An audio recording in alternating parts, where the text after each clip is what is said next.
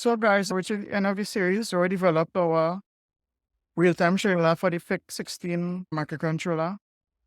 And it's a nice cooperative, non-preemptive real-time scheduler that allows for features such as message passing, mutexes, and it's really efficient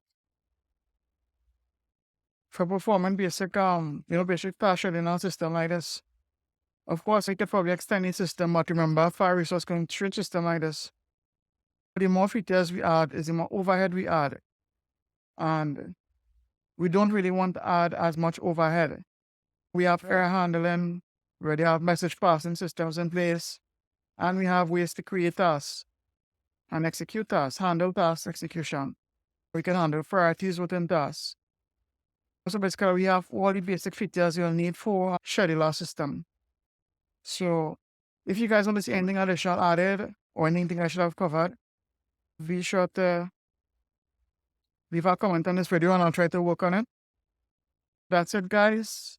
I think I already accomplished the goal I set out to accomplish with developing this real-time scheduler, which is, of course, we have our LEDs blinking at different rates efficiently. And I hope to see you all soon with another series. Be sure to subscribe.